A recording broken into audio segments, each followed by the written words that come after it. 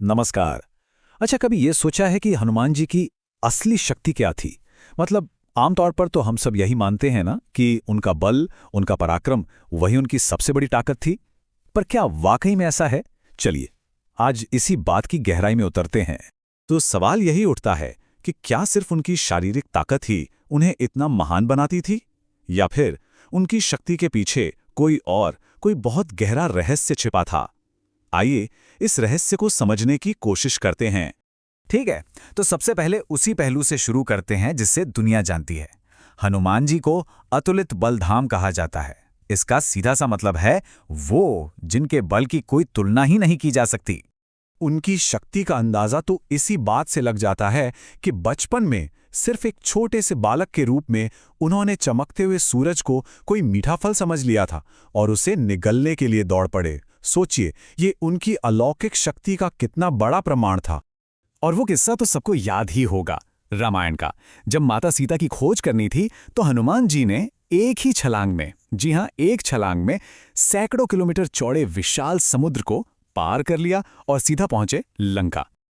लेकिन उनकी शारीरिक शक्ति का शायद सबसे बड़ा प्रदर्शन तो तब देखने को मिला जब लक्ष्मण जी मूर्छित हो गए थे। उन्हें संजीवनी बूटी की पहचान नहीं हो पा रही थी, तो वो जरा भी नहीं हिचके और पूरा का पूरा द्रोणागिरी पर्वत ही उठा लाए। तो क्या बस यही थी उनकी सबसे बड़ी शक्ति? शायद नहीं। कहानी का जो सबसे दिलचस्प और जरूरी हिस्सा है ना, वो अब शुरू होता है, क्योंकि उनकी असली ताकत उनके शारीरिक बल से कहीं ज्यादा गहरी और महान थी। तो चलिए, अब आते हैं उस असल रहस्य पर।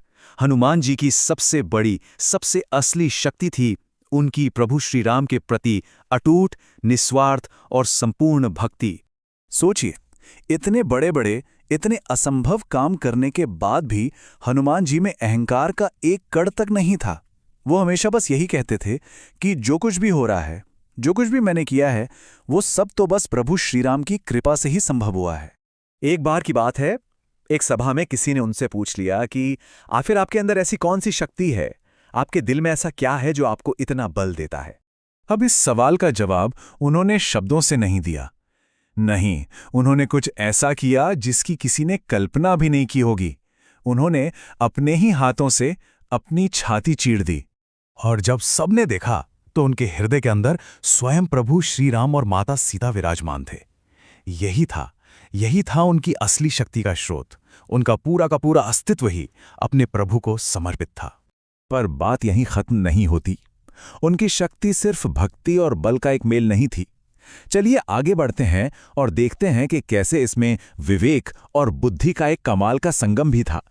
देखिए, जब वो लंका पहुंचे ना, तो उन्होंने जाते ही अपनी विशाल शक्ति का प्रदर्शन नहीं किया, नहीं, बल्कि उन्होंने अपनी बुद्धि का इस्तेमाल किया। पहले अपना आकार एकदम छोटा कर लिया ताकि कोई उन्हें देख ना पाए। फिर चुपचाप पूरी लंका छान मारी और अशोक वाटिका में माता सीता को ढूंढ निकाला और फिर उन्हें श्रीराम का संदेश देकर हिम्मत दी। तो अगर हम इन सब बातों को एक साथ जोड़कर देखें तो हनुमान जी की असली शक्ति की एक पूरी तस्वीर हमारे सामने आती है। ये कोई एक चीज नहीं थी, बल्कि कई महान गुणों का एक संगम था। तो उनकी असली शक्ति इन 4 मजबूत स्तंभों पर टिकी थी। पहला, प्रभु राम के प्रति अटूट भक्ति। दूसरा, निस्वार्थ सेवा का भाव। तीसरा, इतनी शक्ति होने के बावजूद जबरदस्त विनम्रता। और चौथा, अपने प्रभु पर एक अटूट विश्वास। और शायद यही वजह है कि आज भी कलयुग में हनुमान जी को सबसे जागृत देवता माना जाता है। कहते हैं कि जहां भी सच्चे मन से श्री राम का नाम लिया जाता है ना, वहां हनुमान जी किसी न किसी रूप में मौजूद जरूर रहते हैं। उनकी शक्ति शारीरिक से कहीं ज्यादा आध्यात्मिक थी। तो आखिर में ये पूरी बातचीत हमें एक बहुत गहरे सवाल पर लाकर छोड़ देती है कि कैसे कोई एक ही समय पर इतना ज्यादा शक्तिशाली और इतना ज्यादा विनम्र हो सकता है।